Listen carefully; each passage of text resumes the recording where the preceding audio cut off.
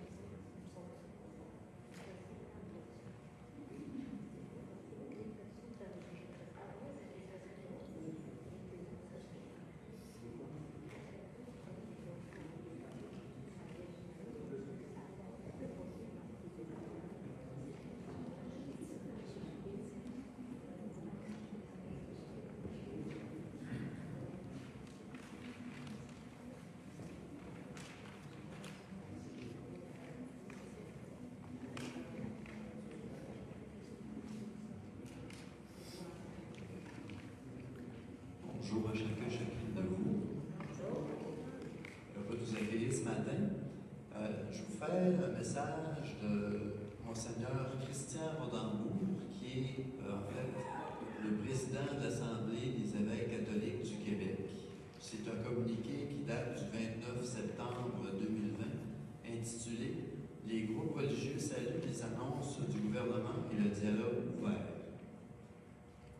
Les leaders religieux prennent acte de l'annonce faite hier par le Premier ministre qui rétablit la limite de 250 personnes admises dans les lieux de culte pour les régions qui ne sont pas en zone rouge. Donc pour nous, c'est une bonne nouvelle quand même. Il n'y a aucun lieu de culte à Alma qui peut accueillir 250 personnes, mais on a moins de limites, disons, au niveau du nombre de personnes. Il salue également le fait que dans les zones rouges, il sera possible de continuer d'accueillir 25 personnes à la fois pour leur offrir ainsi le soutien spirituel dont elles ont besoin. Dans toutes les régions du Québec, les responsables de lieux de culte continueront à appliquer le protocole sanitaire de façon rigoureuse. Ce matin, une rencontre a lieu entre des représentants de la table interreligieuse et le docteur Horacio Arruda, directeur national de la santé publique. Le dialogue a été franc et ouvert, bénéfique pour toutes les parties. Des suites ont d'ailleurs été déjà envisagées et seront mises en place très rapidement. Les leaders religieux réitèrent leur engagement à collaborer avec les autorités pour contribuer aux efforts collectifs de santé et de sécurité, tout en apportant un soutien spirituel essentiel aux personnes qui en ont de besoin, particulièrement à celles qui vivent un deuil. Ils assurent toutes les personnes en position de responsabilité du soutien de leurs prières. Au nom de la table interreligieuse, donc, Monseigneur Rodambourg.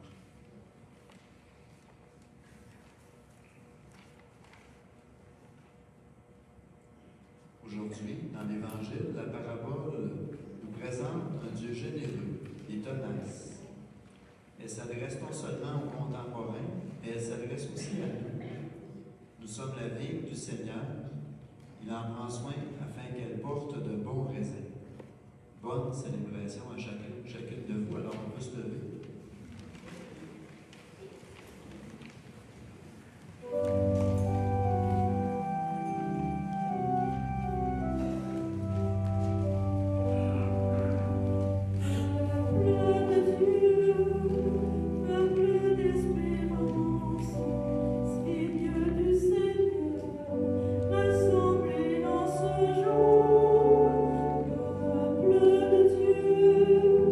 Peuple de la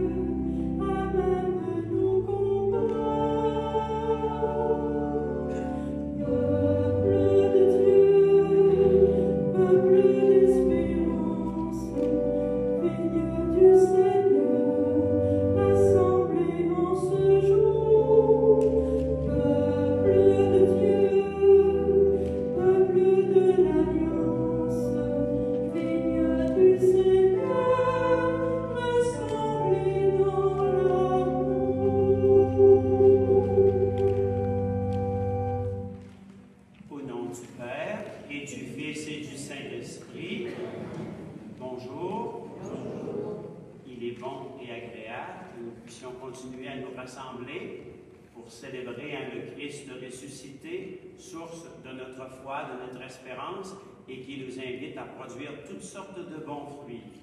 Que le Seigneur Jésus, qui nous rassemble aujourd'hui, nous fasse grandir dans la foi, l'amour et l'espérance, et qu'il nous comble de sa grâce et de sa paix. Béni soit Dieu, maintenant et toujours. Par notre présence en ce dimanche, nous répondons à l'invitation que le Seigneur nous adresse.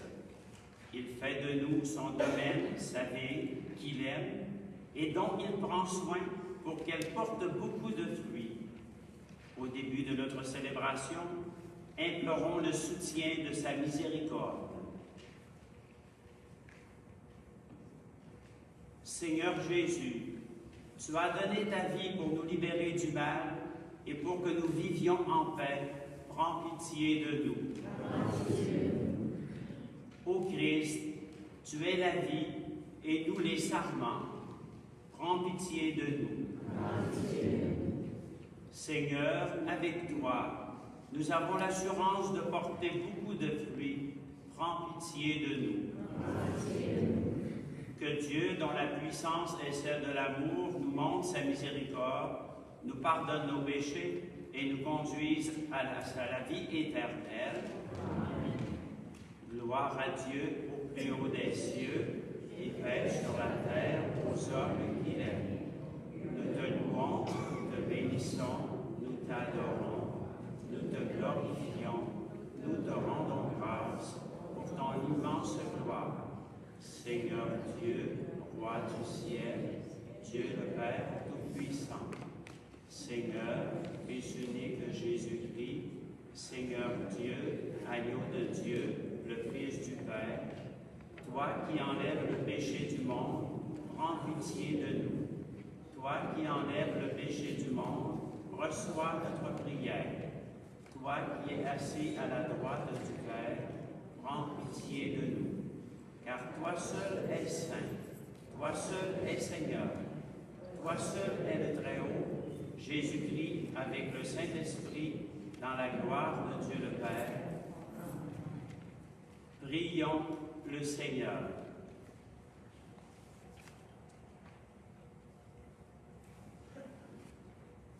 Dans ton amour inépuisable, Dieu éternel et tout-puissant, tu combles ceux et celles qui t'implorent, bien au-delà de leurs mérites et de leurs désirs.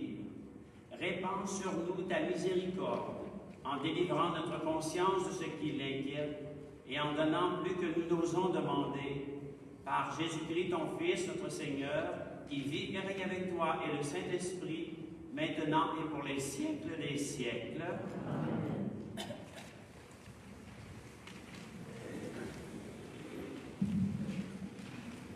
Lecture du livre du prophète Isaïe.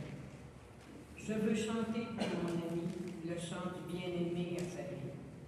Mon ami avait une vigne sur un coteau fertile. Il en retourna la terre et retira les biens pour y mettre un plan de qualité. Au milieu, il bâtit une tour de garde et creusa aussi un pressoir. Il en attendait de beaux raisins, mais elle en donna de mauvais.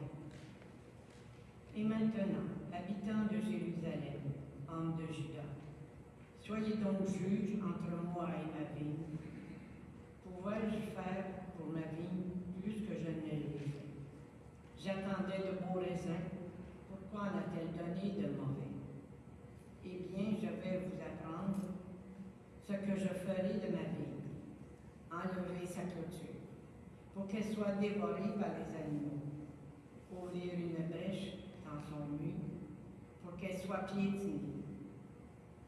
J'en ferai une pente désolée. Elle ne sera ni taillée ni sarclée. Il y poussera des épines et des roses. J'interdirai aux nuages d'y faire tomber la pluie. La vigne du Seigneur de l'univers, c'est la maison d'Israël. Le plan qu'il chérissait, ce sont les hommes de Juda. Il en attendait le droit, et voici le crime. Il en attendait la justice, et voici les crimes. Parole du Seigneur.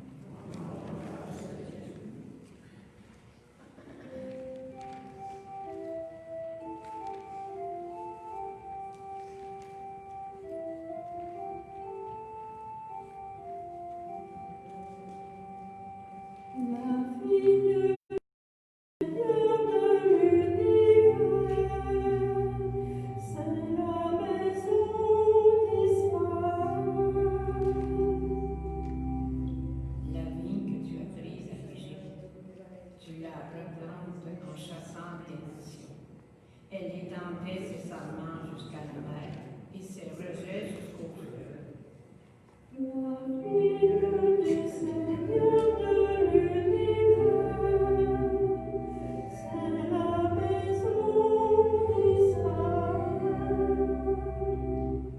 Pourquoi tu perçais sa couture? Tous les passants gravillent en chemin. Le sanglier des forêts à la page et les bêtes des champs de la route. La fille du Seigneur de l'univers, c'est la maison d'Israël. Dieu de l'univers revient, du haut des cieux regarde et voit. Visite cette ville, protège-la, celle qui a planté ta main puissante. La fille du Seigneur de l'univers, c'est la maison d'Israël. Jamais plus nous n'irons loin de toi. Fais-nous vivre et invoquer ton nom. Seigneur Dieu de l'univers, fais-nous revenir, que ton visage s'éclaire et nous serons sauvés. La fille du Seigneur de l'univers, c'est la maison d'Israël. Mettez cela en pratique, et le Dieu de la paix sera avec vous. Lettre de Saint Paul apôtre aux Philippiens. Frères et sœurs, ne soyez inquiets de rien, mais en toutes circonstances, priez et suppliez tout en rendant grâce, pour faire connaître à Dieu vos demandes et la paix de Dieu, qui dépasse tout ce qu'on peut concevoir, gardera vos cœurs et vos pensées dans le Christ Jésus. Enfin, mes frères, tout ce qui est vrai et noble, tout ce qui est juste et pur, tout ce qui est digne d'être aimé et honoré, tout ce qui s'appelle vertu et qui mérite des éloges, tout cela, prenez-le en compte, ce que vous avez appris et reçu, ce que vous avez vu et entendu de moi. Mettez-le en pratique et le Dieu de la paix sera avec vous. Parole du Seigneur. Alléluia, Alléluia. C'est moi qui vous ai choisi, afin que vous alliez, que vous portiez du fruit, et que votre fruit demeure, dit le Seigneur. Alléluia.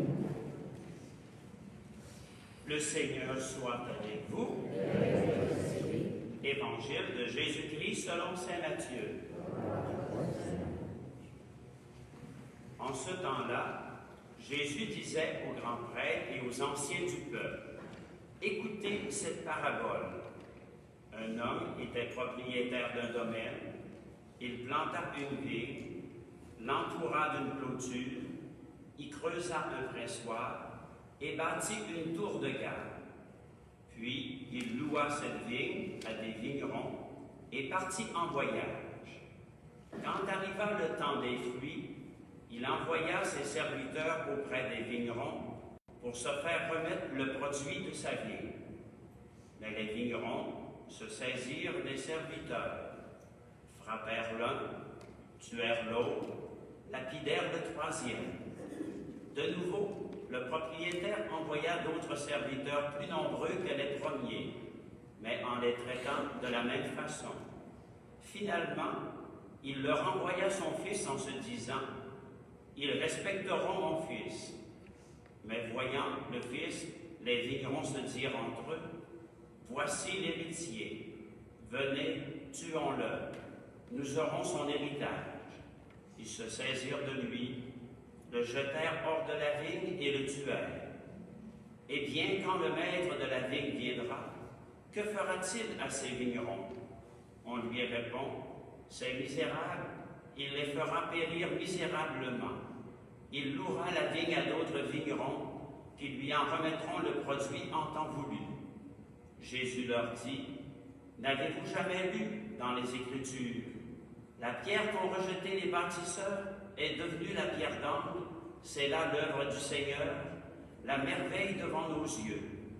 Aussi je vous le dis, le royaume de Dieu vous sera enlevé pour être donné à une nation qui lui fera produire ses fruits.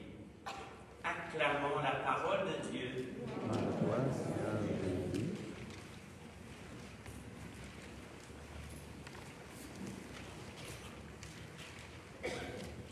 Il nous est peut-être arrivé de vivre des situations où des personnes en qui nous avions une grande confiance nous ont profondément déçus. Nous comptions sur l'appui de ces personnes pour réaliser un projet, et voilà qu'elles nous laissent tomber. Il est bon de savoir que Dieu a connu de telles expériences, que de fois il a déçu, trompé, renié par son peuple qu'il avait le plus aimé. Dieu avait une vigne, disait Isaïe dans la première lecture. Dieu a confié sa vigne à des vignerons, dit Jésus dans l'Évangile. Cette vigne, c'était le peuple qu'il avait choisi pour se faire connaître à l'humanité. Dieu était follement amoureux de sa vigne, de son peuple, comme un amant qui est profondément attaché à celle qu'il aime, comme une mère, un père qui aime leur enfant. Dieu fit donc tout ce qu'un bon vigneron peut faire pour prendre soin de sa vigne, de son peuple. Il n'aurait pu faire davantage. Mais voilà, les fruits attendus ne vinrent jamais. Cuisante et profonde déception, lamentable échec. Comment Dieu va-t-il réagir? Que va-t-il faire? La réponse donnée dans le texte d'Isaïe, la première lecture, prête à Dieu des sentiments d'amertume, de colère et un désir de vengeance. Dieu apparaît vraiment et profondément blessé par les infidélités de son peuple qu'il aime. Mais nous savons cependant que colère, rancœur et vengeance ne sont jamais les derniers mots de Dieu. Aussi, l'Évangile vient heureusement compléter la réflexion amorcée dans le passage d'Isaïe. Cette fois, nous sommes en présence d'un Dieu qui prend une triple décision. D'abord, celle de retirer sa vigne à ceux à qui il l'avait confiée. Ensuite, celle de la remettre à d'autres mains qui sauront la faire produire et lui remettre les fruits qu'il espère. Puis, geste étonnant de sa part, il fait de son fils mis à mort la pierre angulaire de l'avenir. La pierre angulaire, c'est la pierre que l'on pose à l'endroit le plus important de la construction et qui la soutient. Grâce à Jésus, pierre angulaire, le projet d'amour de Dieu son Père pour l'humanité est relancé. L'amour de la vigne sera le plus fort. Depuis longtemps, c'est toute l'histoire des relations amoureuses entre Dieu et son peuple que l'Église relie et médite dans cette parabole des vignerons. Les vignerons qui cherchent à s'emparer de la vigne représentent le peuple souvent infidèle de la première alliance. Les serviteurs frappés, tués, lapidés désignent les prophètes, les messagers de Dieu souvent maltraités et tués. Enfin, le Fils mis à mort est Jésus lui-même qui sera ramené à la vie, qui ressuscitera pour devenir la pierre angulaire, la pierre de soutien d'un peuple nouveau auquel la vigne de Dieu est confiée. Ce peuple nouveau, c'est nous, l'Église, communauté de ceux et celles qui reconnaissent en Jésus le Fils du Dieu vivant, qui veut continuer à prendre soin de sa vigne avec nous jusqu'à la fin des temps. Cette parabole des vignerons homicides, qu'il conviendrait d'appeler la parabole du Dieu généreux et tenace, elle s'adresse à nous. Elle nous concerne en ce temps de la COVID-19 où nous sommes appelés, invités à prendre soin de tous nos proches en respectant toutes les conditions sanitaires. En ce temps où nous prenons davantage conscience comme Église que nous sommes devenus une petite communauté, plus petite, plus fragile, plus vénérable, plus vulnérable, en ce temps où nous cherchons ensemble comment devenir une Église plus missionnaire. C'est des questions que nous nous posons et qui habitent aussi notre prière. Cette parabole des vignerons peut certainement nous amener à réfléchir sur notre manière de prendre soin de la vigne du Seigneur. Nous ne sommes pas propriétaires de la vigne. Nous sommes appelés à servir dans cette vigne à la manière de Jésus. D'abord, comme disciples. Est-ce que Jésus est toujours le centre de notre vie? L'ami en qui nous mettons toute notre confiance, étant assuré qu'il a promis qu'il serait toujours avec nous à travers les hauts et les bas de notre vie et aussi de l'histoire. Un Dieu aussi qui nous est devenu tellement familier, tellement proche par l'écoute de sa parole, par la méditation de sa parole, que nous pourrions même oser chanter si on le pouvait. Tu es là au cœur de nos vies et c'est toi qui nous fais vivre. Tu es là au cœur de nos vies, bien vivant Jésus-Christ. Disciples, oui, mais nous sommes appelés à être des disciples missionnaires. Les deux vont ensemble. Si on n'est pas disciple, c'est impossible d'être missionnaire. Les deux sont très liés. On pourrait dire un trait d'union entre les deux. La bonne nouvelle de Jésus mort ressuscité n'est pas une bonne nouvelle seulement pour nous, un trésor à garder seulement pour nous. Si on le garde seulement pour nous, il ne peut pas porter beaucoup de fruits. Mais l'Évangile est une bonne nouvelle pour tout le monde à donner. Nous sommes appelés à être semences d'Évangile. Une bonne nouvelle aussi pour aujourd'hui, en ce temps de pandémie, et aussi pour l'avenir du monde.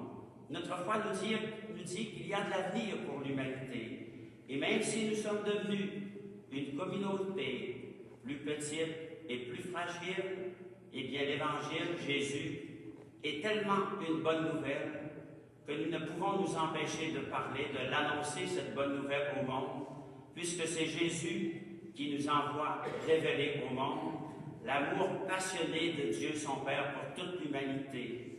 Nous sommes tous ses enfants bien-aimés. Nous sommes appelés à construire un monde plus beau par le partage, l'entraide, la paix, en vivant selon les béatitudes, pour faire advenir aussi le royaume de Dieu et nous retrouver ensemble aussi pour la grande fête du banquet éternel, où dans l'Apocalypse, on nous dit qu'on sera une foule nombreuse de gens qui ont été saisis par l'amour de Dieu, qui ont voulu que toute personne puisse découvrir que nous sommes ses enfants bien-aimés. Quand nous nous réunissons pour l'Eucharistie, pour le repas de Jésus, c'est pour rencontrer le Seigneur de la vie. C'est lui qui nous rassemble autour de sa parole et de sa table. C'est lui qui se donne à nous en nourriture pour que nous puissions travailler dans sa vie avec joie et espérance à travers les temps heureux et à travers les temps plus difficiles pour produire toutes sortes de beaux fruits pour la gloire de Dieu, pour le salut du monde, car Dieu a voulu que dans le Christ, tout ait son accomplissement total.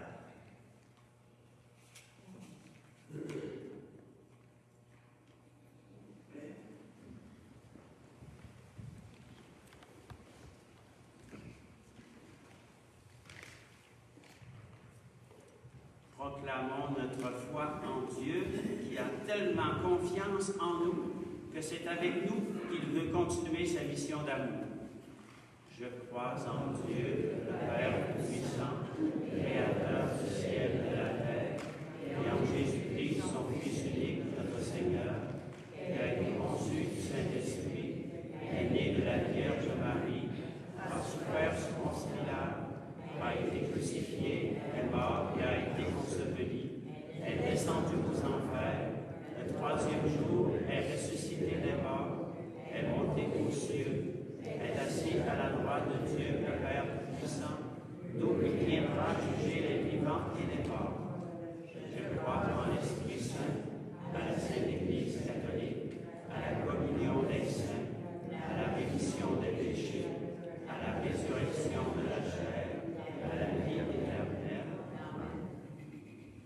ne soyez inquiets de rien. Priez et suppliez, nous dit saint Paul, pour faire connaître à Dieu vos demandes.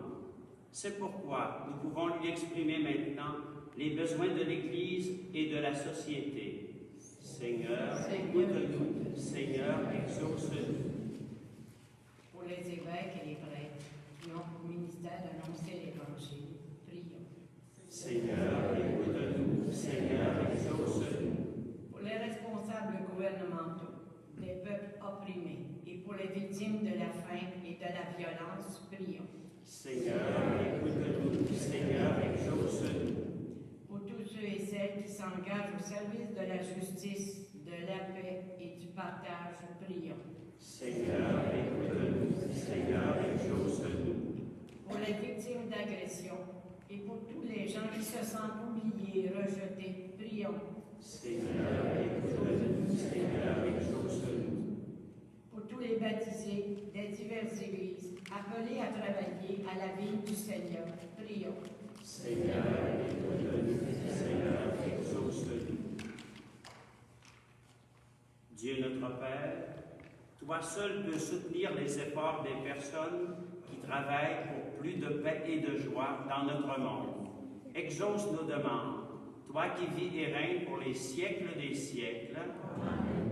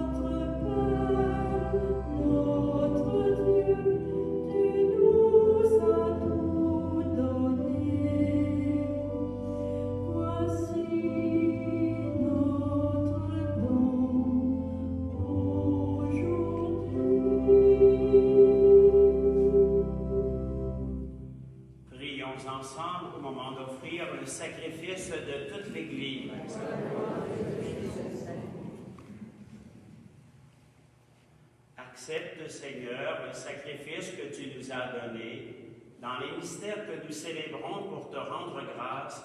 Sanctifie les hommes et femmes que tu as sauvés par ton Fils, lui qui règne avec toi et le Saint-Esprit, maintenant et pour les siècles des siècles.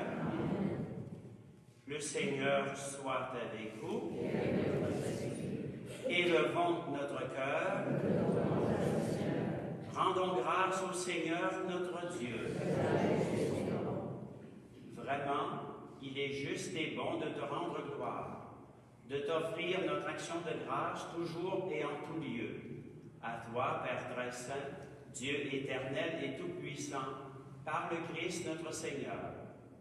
Dans le mystère de sa Pâque, il a fait une œuvre merveilleuse, car nous étions esclaves de la mort et du péché, et nous sommes appelés à partager sa gloire.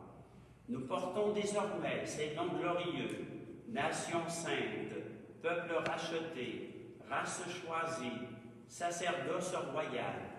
Nous pouvons annoncer au monde les merveilles que tu as accomplies, toi qui nous fais passer des ténèbres à ton admirable lumière. C'est pourquoi, avec les anges et les archanges, avec les puissances d'en haut et tous les esprits bienheureux, nous disons l'hymne de ta gloire et sans fin nous proclamons Saint, Saint, Saint, le Seigneur, Dieu de l'univers, le ciel et la terre sont remplis de ta gloire. Hosanna au plus haut des cieux. Béni soit celui qui vient au nom du Seigneur. Hosanna au plus haut des cieux. Tu es vraiment saint, Dieu de l'univers, et toute la création proclame ta louange, car c'est toi qui donnes la vie, c'est toi qui sanctifies toutes choses par ton Fils Jésus-Christ notre Seigneur, avec la puissance de l'Esprit Saint. Et tu ne cesses de rassembler ton peuple, afin qu'il te présente partout dans le monde une offrande pure. C'est pourquoi nous voici rassemblés devant toi, et dans la communion de toute l'Église en ce premier jour de la semaine, nous célébrons le jour où le Christ est ressuscité d'entre les morts. Par lui que tu as élevé à ta droite, Dieu Tout-Puissant, nous te supplions de consacrer toi-même les offrandes que nous apportons. Sanctifie-les par ton esprit, pour qu'elles deviennent le corps et le sang de ton Fils, Jésus-Christ, notre Seigneur, qui nous a dit de célébrer ce mystère. La nuit même où il fut livré, il prit le pain. En te rendant grâce, il le bénit, il le rompit, et le donna à ses disciples en disant « Prenez et mangez-en tous, ceci est mon corps livré pour vous. »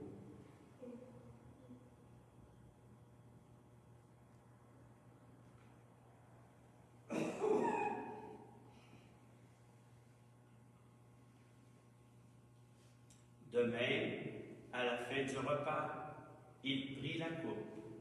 En te rendant grâce, il la bénit et la donna à ses disciples en disant « Prenez et buvez-en tous, car ceci est la coupe de mon sang, le sang de l'alliance nouvelle et éternelle, qui sera versé pour vous et pour la multitude en rémission des péchés. Vous ferez cela en mémoire de moi. »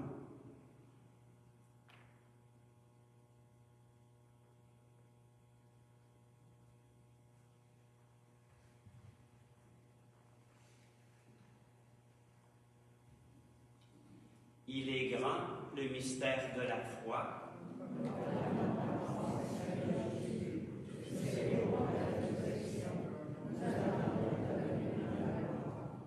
En faisant mémoire de ton Fils, de sa passion qui nous sauve, de sa glorieuse résurrection et de son ascension dans le ciel, afin que, alors que nous attendons son dernier avènement, nous présentons cette offrande vivante et sainte pour te rendre grâce.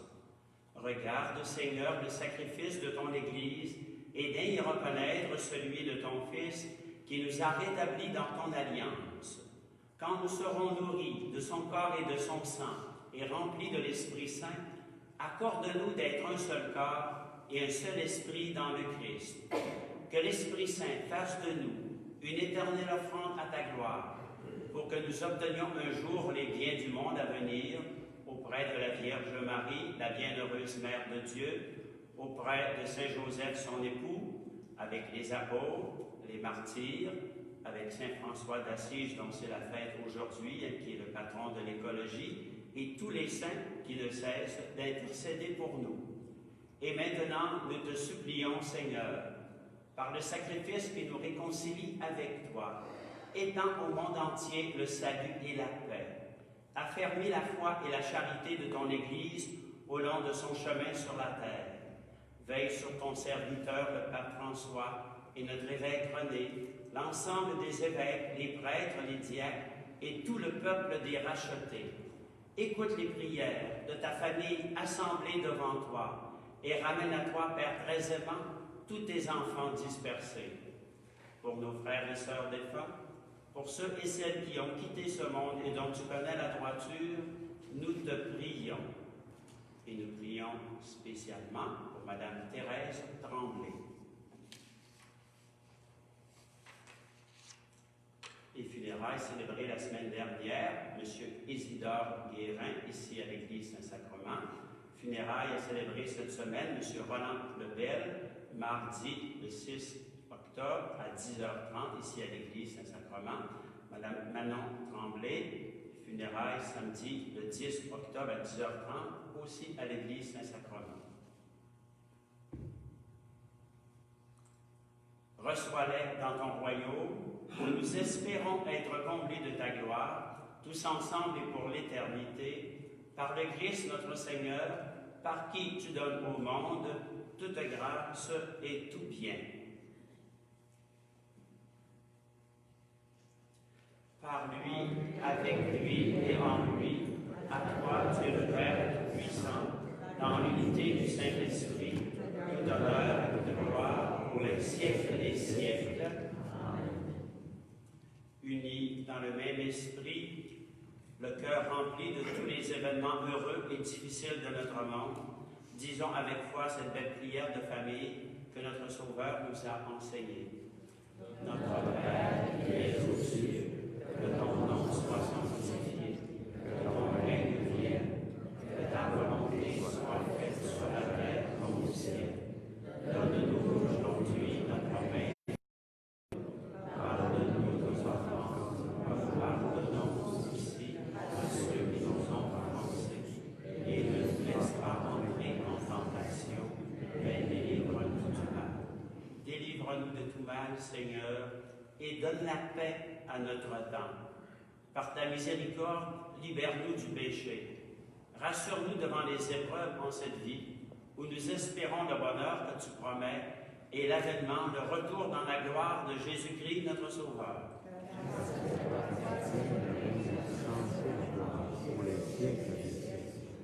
Seigneur Jésus-Christ, tu as dit à tes apôtres, je vous laisse la paix, je vous donne la paix.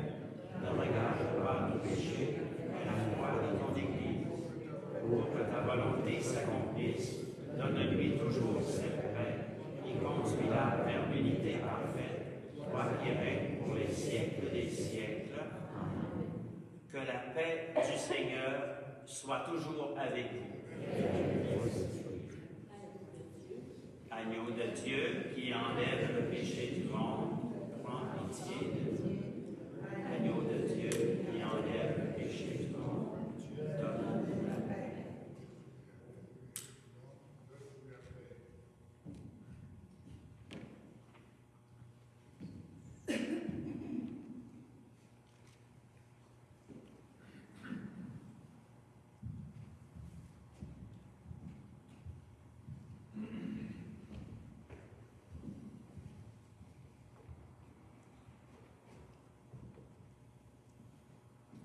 Par l'Eucharistie, c'est le Seigneur ressuscité qui continue de visiter sa vie, qui continue de se donner en nous pour que nous portions toutes sortes de beaux fruits.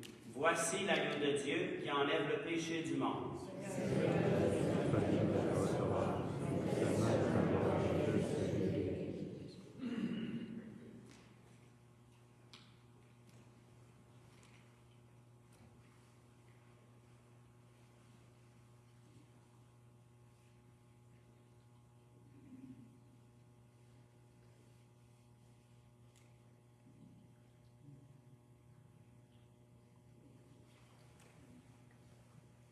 Que le sang du Christ nous garde.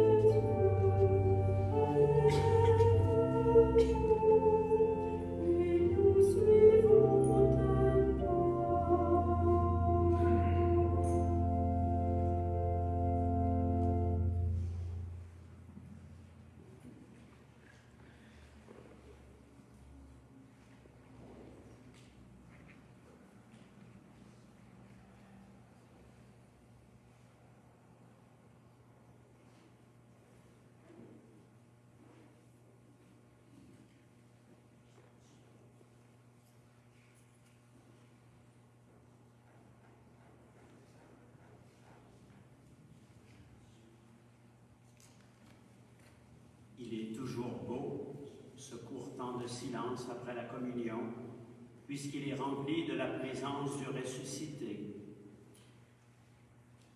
Levons-nous, continuons notre prière.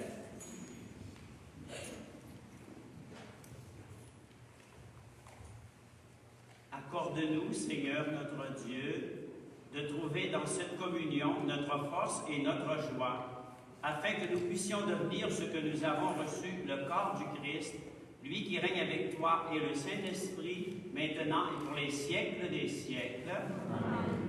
Le Seigneur soit avec vous. Que Dieu Tout-Puissant vous bénisse, le Père, le Fils et le Saint-Esprit. Allez dans la paix du Christ. Bon dimanche, bonne semaine et continuons à servir avec joie dans la vigne du Seigneur. Merci.